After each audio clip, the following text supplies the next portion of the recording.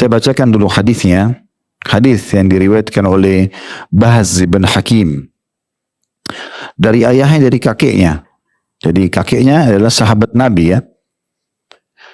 Dikatakan bahwasanya ditukil bahwasanya Nabi SAW bersabda, fi kulli sa'imati ibilin fi arba'ina bintu labun wala yafruq iblun an hisabiha man a'taha muta'ajjizan ya. Qala Ibnu Ala mu'tajiran biha falahu ajruha wa man mana'aha fa inna akhiduha wa syatra malih azmatan min azamati Rabbina azza wa jal laisa li ali Muhammadin minha syai'. Terjemahannya, kata baginda Nabi SAW, pada setiap 40 unta saimah, maksudnya unta yang digembalakan, terdapat zakat 1 unta bintu labun. Ini istilah unta, maksudnya unta yang sudah mencapai 2 tahun umurnya. Ini ada zakat hewan sendiri. Bukan ini yang menjadi inti bahasan kita ya. Tapi kalau ada orang punya peternakan unta, sudah 1 tahun, untanya mencapai 40 ekor, maka dia mengeluarkan zakatnya dari jenis unta itu bintu labun atau yang sudah umur 2 tahun. Tentu kalau kita bicara masalah zakat unta ini, kalau seseorang punya 5 ekor unta saja, 1 tahun dia ternak, maka sudah harus kena zakat, walaupun yang dia keluarkan 1 ekor domba. Tapi kalau dia sampai akumulasi sampai 40 ekor, maka dia keluarkan unta di situ ya. Kemudian kata Nabi SAW, dan unta tidak boleh dipisahkan dari hitungannya. Barang siapa yang membayar zakat karena mengharapkan pahala, nah ini saksi bahasan mulai di sini nih. Barang siapa yang mengeluarkan zakat karena mengharap pahala, maka baginya pahala. Dan barang siapa yang enggan membayarnya, maka kami akan mengambil zakat tersebut, juga mengambil setengah hartanya sebagai kewajiban di antara kewajiban-kewajiban Allah Azza wa Jal, dan keluarga Muhammad tidak berhak sedikit pun dari harta zakat tersebut. Hadis ini diriwayatkan oleh Abu Daud, An-Nasai, Ahmad dan juga Al-Hakim. Jadi teman-teman sekalian, supaya sedikit kita tambahkan informasi, Hakim di sini perawi hadis ya, atau Bahz bin Hakim tepatnya. Beliau ini seorang perawi yang memang diperselisihkan oleh para ulama tentang kedudukannya. Ada yang mengatakan, tapi umumnya disepakati hadisnya diambil, dicatat. Tapi ada sebagian yang mengatakan cukup diambil tapi tidak dinukil, sudah disampaikan lagi. Tapi kami tidak akan mengangkat ya, pendapat-pendapat ulama yang berselisih yang mengatakan beliau tidak diterima atau tidak dinukil hadisnya. Tapi kita cukup dengan pendapat tokoh-tokoh hadis seperti Imam Ahmad, Yahya bin Ma'in, ini semua ulama-ulama besar hadis ya, yang menyatakan kalau dia adalah thiqah. Orang ini terpercaya dan bisa diambil hadisnya. Sementara Imam Ahmad, Yahya bin Ma'in tentu lebih tinggi secara ilmu daripada Ibnu Hibban. Sementara Ibnu Hibban yang sedikit menolak hadis daripada ya orang ini, ya begitu ya. Dan juga Ibnu Katsir mengatakan mayoritas ulama berhujjah dengannya, dan juga dinukil oleh beliau mengatakan seperti Ahmad, Ishaq bin Rahawai, Ali bin Al-Madini, Ibnu Ma'in, Abu Dawud, An-Nasai. Sebagaimana dinukil dari kitab Al-Irsyad, ya, jilid 1 halaman 266. Al-Hafidh Ibnu Hajar juga menukil sambil mengatakan orang ini adalah saduq, saya bisa dipercaya dan diterima hadisnya. Syekh Abdullah Al-Fauzan, atau biasa dikenal dengan Syekh Fauzan, mengatakan sanad hadis ini hasan berdasarkan pembahasan ya, sebelumnya tentang Bahz bin Hakim dan dari bapaknya. Mereka berdua adalah perawi yang berderajat saduq. Dinukil dari kitab Miftahul Alam, ya, jilid 4 halaman 408. Intinya sebenarnya hadis ini bisa diterima. Hadis ini bisa diterima. Ya, sengaja kami tambahkan manfaat ini karena mungkin siapa tahu setelah kita jelaskan ada di antara antum yang mendengarkan, oh tapi hadis itu tidak diterima. Itu cuma sebagian kecil ulama. Umumnya ulama menerima hadis ini, bahkan mereka mengeluarkan hukum-hukum dari hadis ini. Baik, kita coba korek faidah-faidah dari hadis ini. Faidah pertama tentang masalah adanya zakat hewan. Walaupun yang disebutkan unta ya, ada 3 jenis hewan yang ada zakatnya. Hewan ternak, unta, sapi, dan juga domba atau kambing. Ya, selain daripada ini maksudnya zakatnya dikeluarkan jadi jenis hewan itu sendiri. Kalau ayam, ikan, itik, ini bukan zakat dari jenis hewannya. Tapi nanti dilihat akumulasi harta yang ada dalam pengelolaannya, dihitung dalam harta tabungan kita dan investasi, baru dikeluarkan dalam bentuk zakat mal. Tapi 3 jenis hewan ini, unta, sapi. Sapi ini masuk dalamnya kerbau ya, karena sejenis. Kambing dan domba ini sejenis. Nah kalau ini 3, zakatnya bukan uang, tapi dari jenis hewan itu sendiri. Tentu ada tabelnya, ini khusus untuk hitung-hitungan, saya tidak bahas sekarang. Karena kalau kita mau bahas bab zakat ini panjang sekali. Karena ada zakat harta, masuk dalamnya adalah emas, perak, dan uang, kertas. Ada zakat hewan dari 3 jenis itu. Ada juga zakat pertanian, perkebunan, ya. Itu akan diambil setiap kali panen misalnya. Ada zakat juga harta karun, harta yang tertimbun, yang didapat, gitu ya.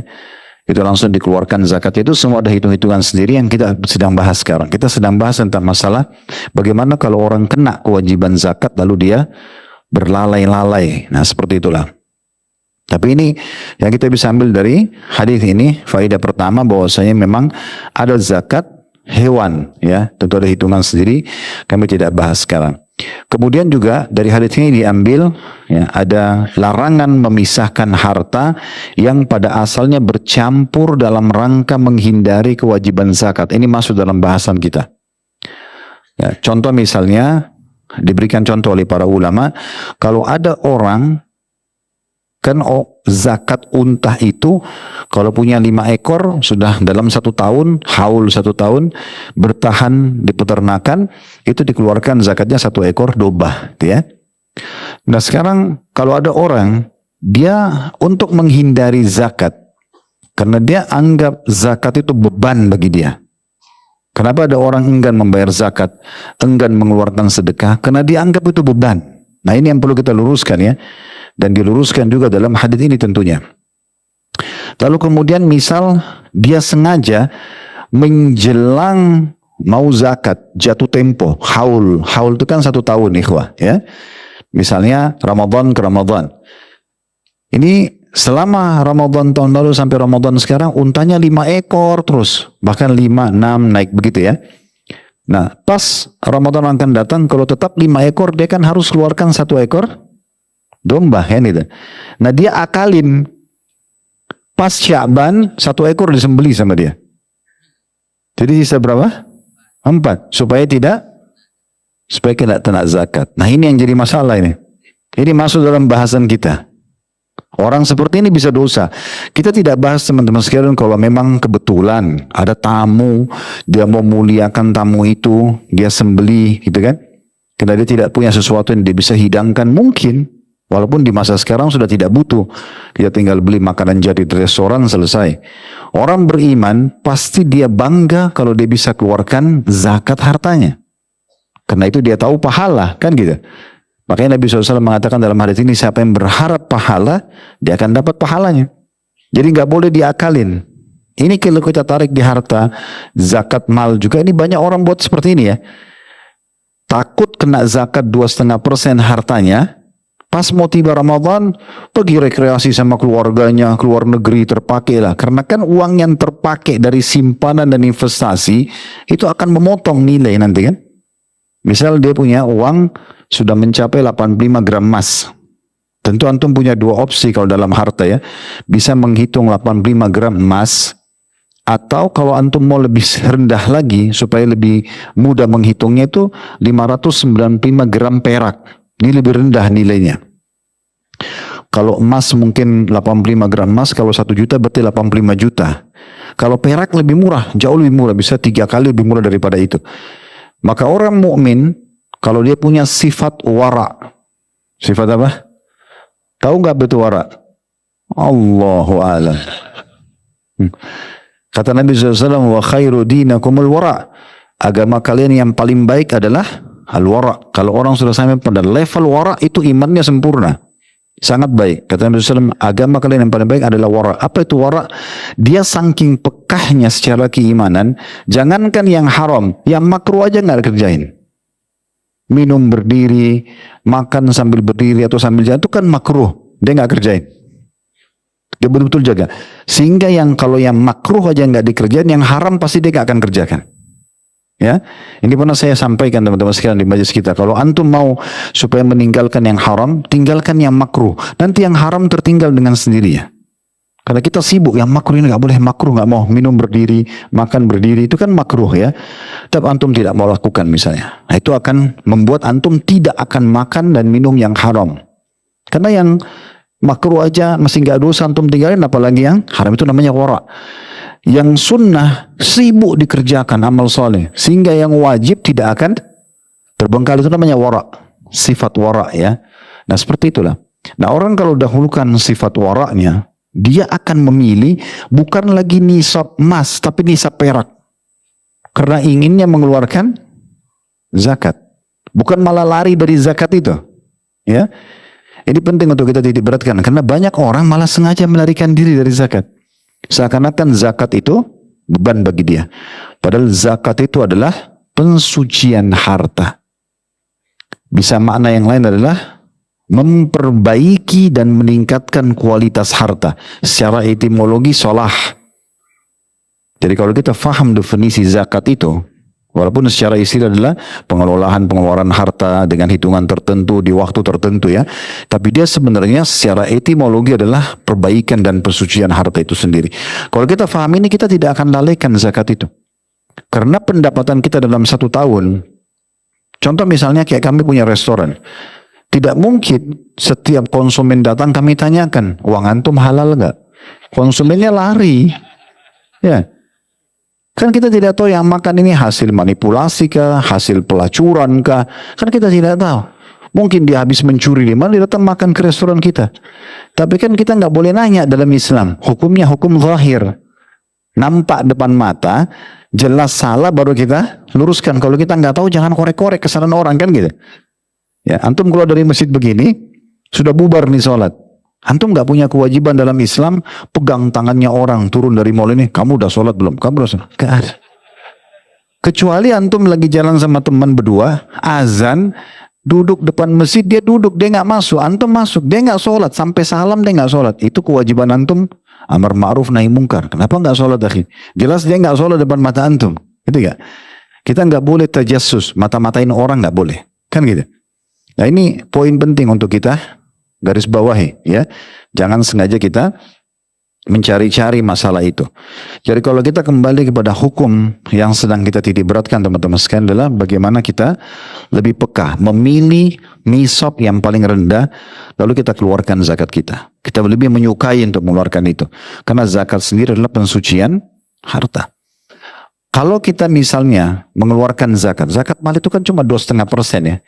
Artinya kalau dana antum ada 100 juta, tabungan dan investasi, itu zakatnya setelah 1 tahun 2,5 juta saja.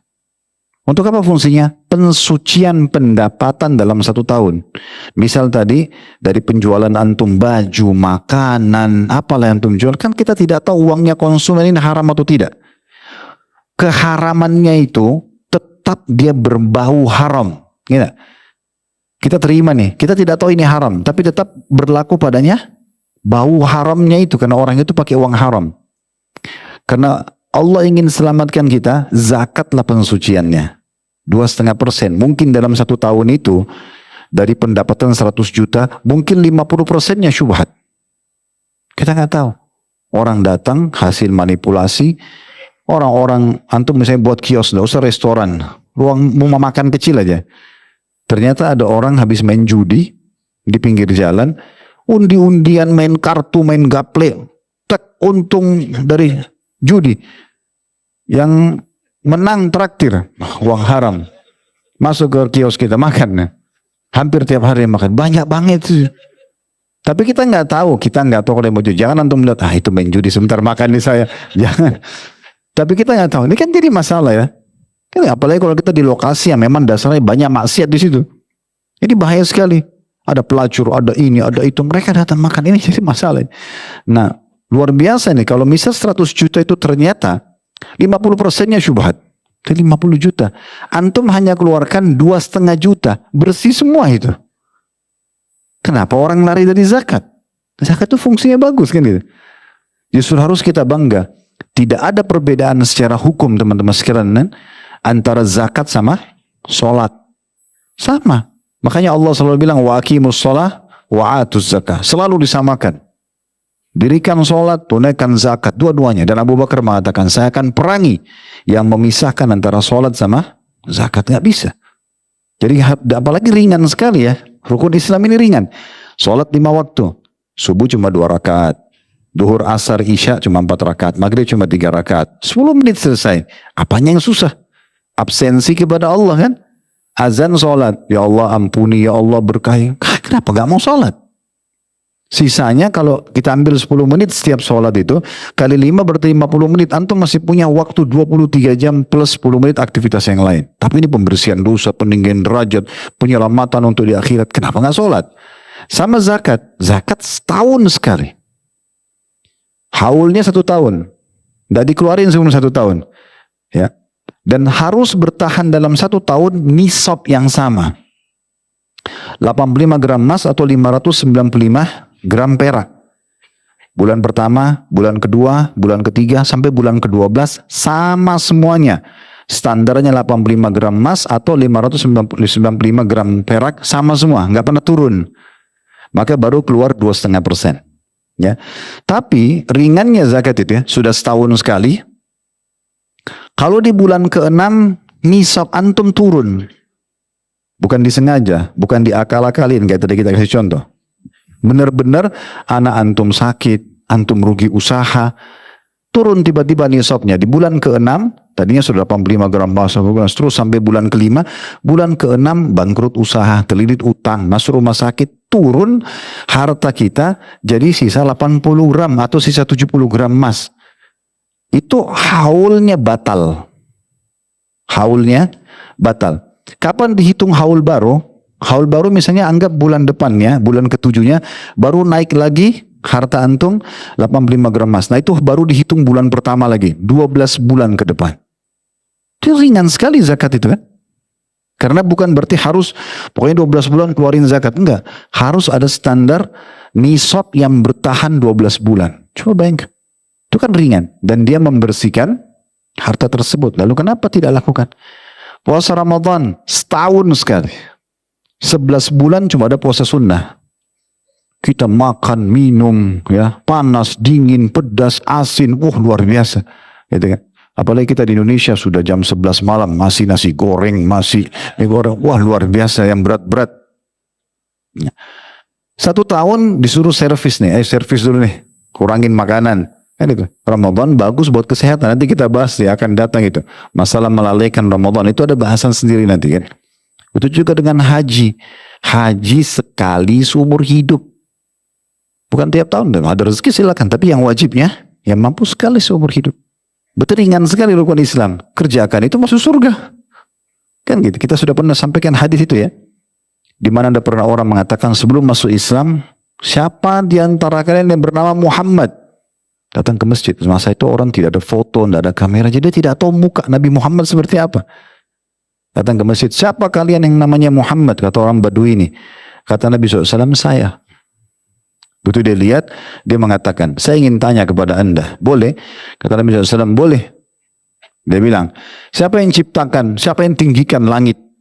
Kata Nabi Muhammad SAW, Allah. Siapa yang hamparkan bumi? Allah.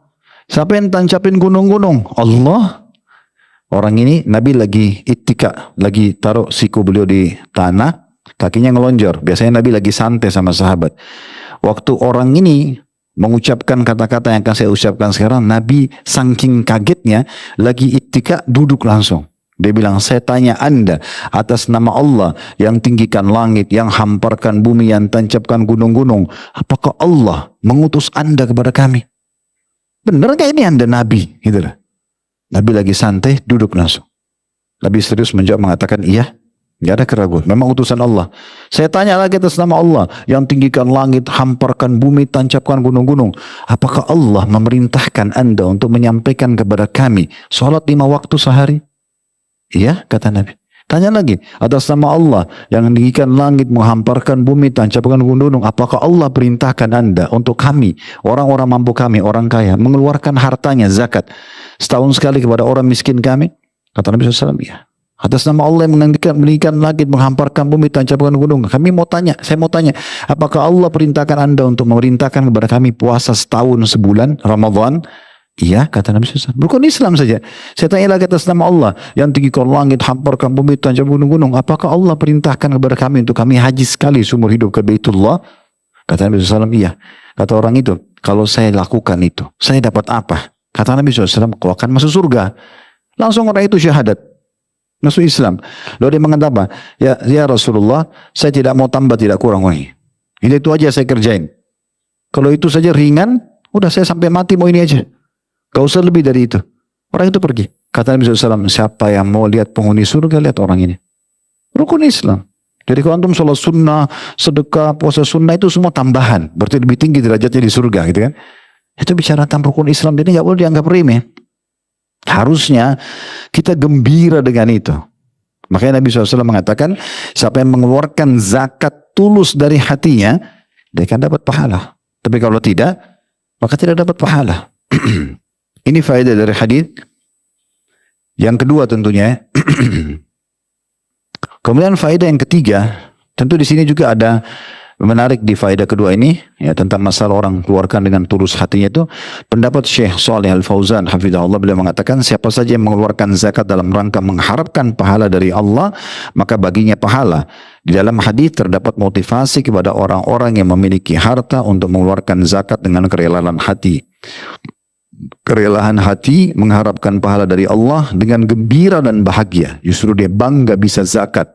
Dia tidak menganggap zakat sebagai beban atau denda, hukuman atau kerugian. Bahkan sebaliknya, zakat adalah sebagai penambahan, pengembangan, pensucian dan keberkahan. Kalaulah tidak ada kewajiban zakat, maka tidak akan ada keberkahan dalam harta. Maka hatinya pun rela mengeluarkan zakat dan mengharapkan pahala di sisi Allah Subhanahu wa ta'ala. Faedah ketiga dari hadis ini juga menjadi saksi bahasan kita, bahwasanya dalam hadis tadi terdapat dalil. Ini kata Syekh Shalih Al-Fauzan juga, terdapat dalil bahwasanya penguasa boleh mengambil zakat secara paksa dari orang-orang yang enggan membayar zakat. Dan ini ijma' ulama, disepakati oleh para ulama. Jika ada orang mampu, dia nggak mau keluarin zakat, ya sudah jelas dia sudah sampai haul, sampai nisab. Ini berarti kalau ada pemerintah pakai sistem Islam, ini harus pengawasan terhadap orang-orang kaya, sehingga ditahu ini ada zakat. Jadi ingatkan, keluarin zakat. Silakan, kayak di negara kita, masya Allah dimudahkan sekali ya. Boleh ke Basnas, boleh ke pemerintah, boleh juga ke lembaga-lembaga ya sosial yang swasta yang punya izin resmi. Silakan, nggak ada masalah. Boleh juga kita keluarkan sendiri, dibebaskan. Tapi kalau pemerintah mewajibkan semua zakat harus ke pemerintah, itu hak pemerintah. Dan kalau ada orang yang ketahuan punya kemampuan, ternyata dia tidak mau keluarin zakat, dalam hadis ini diambil faedah, boleh pemerintah mengambil secara paksa, keluarin zakatnya. Gitu kan? Diambil secara paksa. Dan luar biasa dalam hadis ini apa? Bolehnya ditambah sebagai takzir. Tadi itu kayak hukuman ya, setengah dari hartanya. Walaupun masih khilaf di antara ulama. Ada ulama yang mengatakan cukup diambil zakatnya. Misalnya zakatnya ada 100 juta. Itu adalah yang diambil, dipaksa dikeluarkan untuk menyelamatkan dia di akhirat. Lalu dikelolalah oleh pemerintah, diberikan kepada salah satu dari 8 golongan yang disebutkan dalam Al-Quran penerima zakat. Ada juga yang mengatakan diambil zakat yang dikeluarkan ditambah setengah dari nilai zakat itu. Misalnya 100 juta. Ditambah 50 juta. 50 juta ini bukan dari zakat, tapi sebagai hukuman, takzir, karena dia nggak mau, dia lalaikan zakatnya, ditambah 100 juta tambah 50. 100 juta zakat, 50 dari harta dia yang lain. Itu boleh. Dari hadis ini diambil begitu. Ya. Makanya kata Nabi SAW, kami akan mengambil harta zakat tersebut dan setengah dari hartanya. sebagai kewajiban dari Tuhan kami. Kenapa dia nggak mau keluarin zakat? Kan gitu. Itu penting sekali ya. Kemudian juga ada pendapat yang mengatakan bahwasanya boleh diambil setengah hartanya plus ya, diambil zakatnya dan diambil setengah hartanya yang lain. Ya. Atau diganti sesuai dengan maslahat. Ya. Maslahatnya, misalnya pemerintah melihat maslahatnya nggak usah diambil hartanya, tapi dipenjarain aja. Ambil zakatnya 100 juta, sisanya itu bukan hukuman harta, tapi dipenjara, misalnya. Atau ditutup izin usahanya setahun. Nah, seperti itu. Itu juga bisa. Tapi berkisar di sini nih, berarti ada hukuman kan? Nah, hukuman dan ini datang kenapa? Karena itu dosa. Karena itu adalah dosa, gitu ya. Ini penting untuk digarisbawahi. Makanya Syekh Shalih Fauzan menyebutkan dalam buku beliau Ta'sil Iman jadi 3 halaman 111. Ini semua saya langsung terjemahkan saja. Kata beliau, adapun orang yang enggan membayar zakat, wajib bagi ulil amr, pemerintah, untuk mengambilnya secara paksa. Karena zakat adalah kewajiban atasnya. Jika dia enggan mengeluarkan zakat karena pelit, maka ulil amr ya boleh melakukan tindakan atau intervensi dan mengambilnya secara paksa. Ketika sebagian orang menolak membayar zakat pada masa Abu Bakar radhiyallahu anhu, maka beliau dan para sahabat lain memerangi mereka dan memaksa mereka untuk membayar zakat tersebut. Jadi jelas sekali bagaimana dalilnya bahwasanya ulama berbicara panjang lebar tentang masalah zakat ini, orang yang tidak mau menunaikannya. Ya, ini penting sekali untuk digarisbawahi. Baik, kita coba lihat teman-teman sekalian, seperti apa sih, kenapa zakat begitu dahsyat itu ya ancamannya? Karena memang Allah Subhanahu wa taala menyebutkan dalam Al-Qur'an. Ya. Ini dalam surah At-Taubah ayat 34 sampai 35, menguatkan bahasan kita. Dan tadi hadis itu cukup banyak bahasan ulama hadis tentang faedah-faedahnya. Saya cuma ambil faedah yang paling dominan karena berhubungan dengan saksi bahasan kita. Dalam surah At-Taubah ayat 34 sampai 35, Allah Subhanahu wa taala berfirman, "Walladzina yaknizuna adh-dhahaba wal-fiddata wa la yunfikuna fi sabilillah, wabashshirhum bi'adzabin alim, yauma yuhma 'alaiha fi nari jahannam fatuqwa biha jibahum wa junubuhum wa dhuhuruhum, hadza ma kanaztum li anfusikum fatuqu ma kuntum taknizun." Dan orang-orang yang menyimpan emas dan perak, uang masuk dalam emas dan perak ya, dan tidak menafkahkannya pada jalan Allah, maka beritahukanlah kepada mereka bahwa mereka akan mendapatkan siksa yang pedih. Pada hari dipanaskan emas dan perak itu dalam neraka jahanam, lalu dibakar, ditempelkan pada dahi mereka, lambung mereka, dan punggung mereka. Lalu dikatakan kepada mereka, inilah harta bendamu yang kamu simpan untuk dirimu sendiri, maka rasakanlah sekarang akibat dari apa yang kamu simpan itu. Kembali ke dasar dulu. Teman-teman sekalian, apapun yang berhubungan dengan kita, jiwa kita, harta kita, semuanya, pasangan kita, anak-anak kita, semuanya ini adalah miliknya siapa? Allah. Itu dasar sekali itu ya. Dan Allah Azza wa Jal yang memudahkan kita bisa mendapatkan harta, itu mewajibkan atas kita, di harta itu ada hak orang lain. Bedakan antara kita sebagai seorang muslim dengan orang-orang kapitalis. Mereka bekerja, mereka anggap ini hartaku. Ingat, hati-hati dengan bahasa-bahasa begini ya. Paling bagus kalau antum ada kelebihan harta, apa saja, mobil, kendaraan, misalnya rumah. Ini rumahnya ya, ya ini yang Allah amanahkan. Ini mobil anda, ya ini mobil yang Allah amanahkan. Memang bukan punya kita, terbukti kita cuma pakai fasilitas sampai kita meninggal ya. Habis meninggal pindah tangan. Bukan punya kita lagi. Tidak ada kepemilikan abadi di dunia. Hati-hati, itu semua milik Allah. Walillahi mirathus samawati wal ard. Allah katakan itu dalam surah Maryam ya. Milik Allah semuanya ini di alam semesta ini. Kita coba dikasih sementara. Gak ada kepemilikan abadi. Beda kalau masuk surga, memang Allah kasih abadi karena Allah kekalkan. Al-Quran selalu dihubungkan dengan firman-Nya khalidina fiha, kekal di dalamnya. Sekali dapat istana itu, sekali dapat pasangan hidup itu, sekali dapat fasilitas itu, selamanya milik kita. Allah kasih begitu. Tapi di dunia sementara. Ya. Oleh karena itu teman-teman fahami, pendapatan kita ada hak orang lain di situ, walaupun kita yang bekerja. Istri punya hak, anak punya hak, pembantu punya hak, pekerja punya hak, orang-orang miskin punya hak, bukan punya kita sendiri. Luar biasanya dalam Islam, kalau kita faham ini, kita boleh nikmati harta tersebut, kita bagi kepada pemilik hak-hak tersebut, maka Allah akan berkahi dan datangkan tambahannya. Nah gitu. Tapi kalau kita pelit, kita perhitungan, maka ini bisa masuk dalam kategori dosa besar, dan juga kita menggalekan hak-haknya orang. Kata Nabi SAW tentang masalah nafkah misalnya, istri, anak-anak dibengkalikan, tidak mau peduli bagaimana makan mereka, tempat tinggal mereka, keamanan mereka, kesehatan mereka, kita nggak peduli. Nabi SAW mengatakan, kafalil mar'i ithman ayyudayyi'ah man yaqutu. Sungguh berat hukuman bagi seseorang yang melalaikan kewajiban nafkahnya. Nggak mau peduli. Kasus Hindun radhiyallahu anha yang mengeluhkan kepada Nabi SAW tentang pelitnya Abu Sufyan. Setelah keduanya masuk Islam, dia mengatakan, ya Rasulullah, Abu Sufyan orang yang sangat pelit. Nggak mau memberikan saya apa-apa. Nggak mau tahu saya sama anak-anak saya makan dari mana. Pokoknya maunya tahu datang ke rumah selesai dilayani. Ini orang yang pelit, apa yang harus saya lakukan? Boleh nggak saya ambil sebagian hartanya diam-diam? Di saat suami posisinya seperti ini ya. Ingat akhwat, saya sudah pakai bahasa Indonesia. Jangan setelah saya sampaikan ini langsung buka dompet suami atau ambil ATM-nya, dianggap halal. Bukan. Kalau posisi suami Anda seperti Abu Sufyan, nggak mau tahu Anda makan dari mana, minum dari mana, itu beda. Ya, begitu riwayatnya.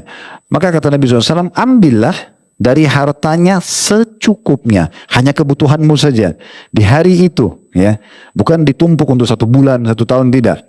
Karena kewajiban nafkah suami sifatnya harian. Ya, pernah kita jelaskan, bukan bulanan. Kalau ada suami kasih nafkah awal bulan sampai akhir bulan, ini luar biasa suaminya, dermawan banget ini ya. Suami begini harusnya dihormati sekali sama istrinya gitu ya. Karena kalau pertengahan bulan ajalnya datang, 2 pekan yang kedepannya sudah tambahan itu. Karena bukan kewajiban, orang sudah mati masa masih kasih nafkah, kan tidak mungkin. Kan gitu. Maka kata Nabi SAW, ambil dari hartanya secukupnya yang kamu butuhkan. Ya, dan tidak boleh berbuat zalim. Karena ambil lebih berarti mencuri. Ya. Masalah mencuri dengan mengambil hak ini pekah sekali, sensitif. Lebih sedikit saja dari kebutuhannya sudah nggak boleh gitu ya. Itu contohnya. Jadi luar biasa. Jadi hak-hak orang lain ada. Hak orang tua kita, hak kerabat kita. Bagaimana dimotivasi kalau kita berikan sedekah kepada kerabat kita, maka kita dapat pahala 2, sedekahnya dan hak kekerabatannya gitu kan. Orang-orang miskin di sekitar kita, kata Nabi SAW, innama turzakuna li fuqaraikum, kalian diberikan rezeki justru karena orang-orang miskin kalian. Antum tidak boleh alergi lihat orang miskin tuh. Begitu antum lihat senyum, justru ini sumber rezeki antum. Antum tahu di mana tempat investasi yang paling menguntungkan? Bukan di Tamrin dan Sudirman. Bukan di perusahaan-perusahaan besar. Itu pemikiran sebatas orang kapitalis. Bukan tidak boleh investasi di perusahaan besar, miliki saham di sana. Bukan tidak boleh. Boleh. Tapi kalau antum tahu secara ketakwaan mana investasi terbesar, tetangga antum yang miskin tuh. Kerabat antum yang miskin itu investasi. Antum kasih, Rabbul Izza wal Jalal, Allah akan memberikan rezeki. Memang begitu sumber.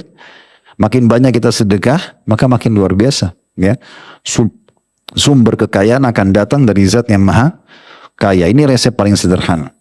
Itu tadi ayat Al-Quran. Sementara dalam hadis Nabi SAW ancaman tentang orang yang melalaikan zakatnya adalah hadis yang masyhur, hadis Bukhari.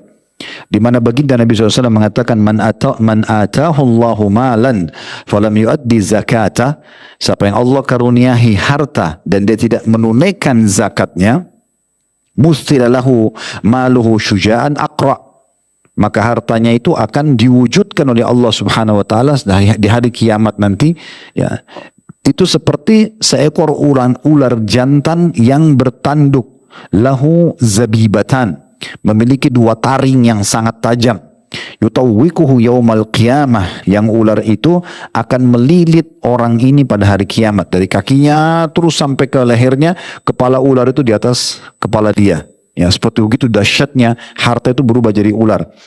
Dalam riwayat lain itu, ya, yang bagian kepalanya kulitnya terkelupas karena kerasnya bisa yang ada pada ular itu. Lalu kemudian Allah mengizinkan ular itu, ya, berbicara. Ya, dikatakan dulu, ya'khudhu bilihzamataihi, yakni shidqaihi. Ular itu kemudian ya, mulai memakannya dengan kedua rahangnya atau dengan kedua mulutnya, mulai matok-matok kepalanya orang itu ya. Tsumma yaqul, sambil ular itu bicara, Allah izinkan bicara, ana maluk atau ana maluk, aku adalah hartamu, ana kanzuk, aku adalah harta simpananmu.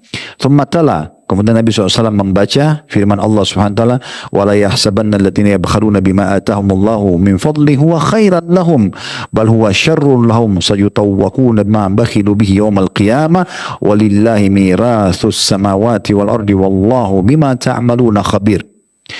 Sekali-kali janganlah orang-orang yang bakhil itu dengan harta yang Allah berikan kepada mereka dari karunia-Nya menyangka bahwa kebakhilan itu, perhitungan untuk mengeluarkan zakatnya, itu baik buat mereka. Sungguhnya kebakhilan itu justru buruk buat mereka. Harta mereka yang bakhilkan itu akan dikalungkan kelak di leher mereka pada hari kiamat. Dan kepunyaan Allah lah segala warisan yang ada di langit dan di bumi. Dan Allah mengetahui apa yang kamu ketahui. Ya, jadi ini satu hal yang luar biasa. Kemudian dalam riwayat yang lain, tentu kalau kita ingin baca hadisnya cukup banyak ya. Tapi saya berharap hadis ini sudah cukup menyentuh hati kita sehingga kita jangan lalaikan kewajiban zakat ini, terutama bagi yang punya kemampuan ya.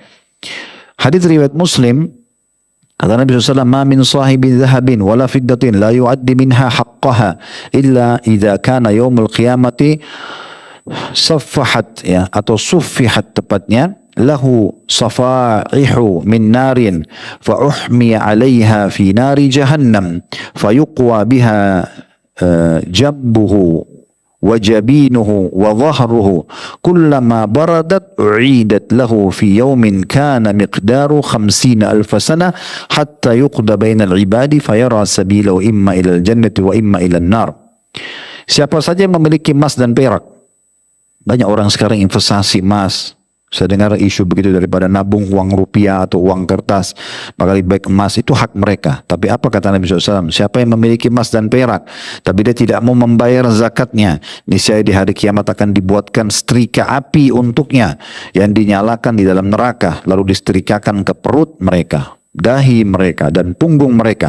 Setiap kali setrika dari lempengan emas dan perak itu dingin, maka akan dipanaskan kembali lalu disetrikakan kembali kepadanya setiap hari, di mana hari itu di akhirat terhitung sama dengan 50.000 tahun ya, hingga perkaranya diputuskan. Setelah itu barulah dilihat jalannya ke surga atau ke neraka. Nah ini luar biasa itu ya, bagaimana hukuman yang sangat berat ya.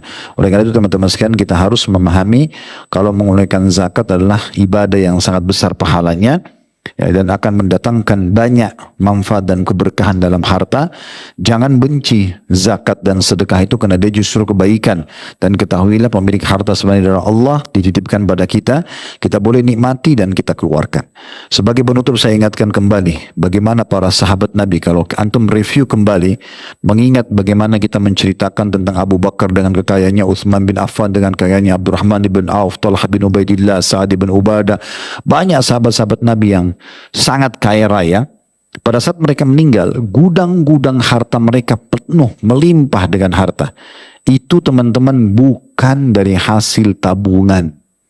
Karena mereka begitu lihat gudangnya penuh, pasti disedekahin.